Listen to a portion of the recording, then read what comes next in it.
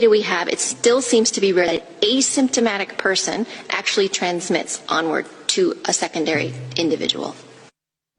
I didn't quite get that. Can I hear that one more time? I'm serious. I could not tell what you just said.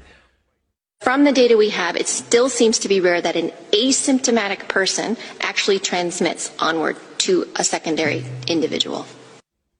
Still didn't quite get that, but Dr. Samadi went to medical school. He's been listening to doctors all of his life. Doctor, I believe the headline from the World Health Organization is asymptomatic people are not infectious. They're not going to spread the disease. Is that what the WHO is saying? Yes, that's correct, Greg. Look, you and I have been going at this since February of this year. We've covered more than hundreds of these segments on Newsmax TV.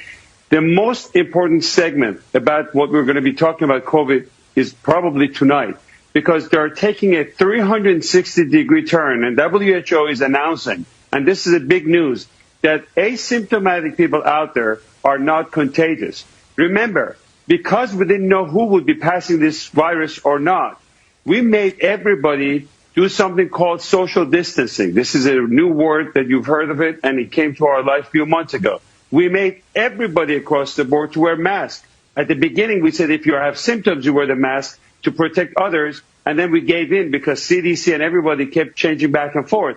We also made everybody to go for testing. We need 300 million tests the next day, or else we cannot reopen our country. And guess what?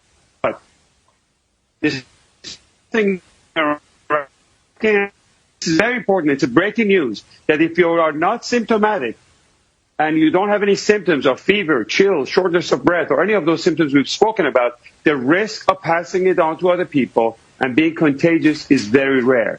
And studies like this comes from a very accurate tracing in countries like Singapore, contact tracing, and it's too bad that these researchers are not, the papers are not making it to Lancet, and mainstream media is not covering to the extent. This is probably one of the biggest news that we've had since coronavirus outbreak.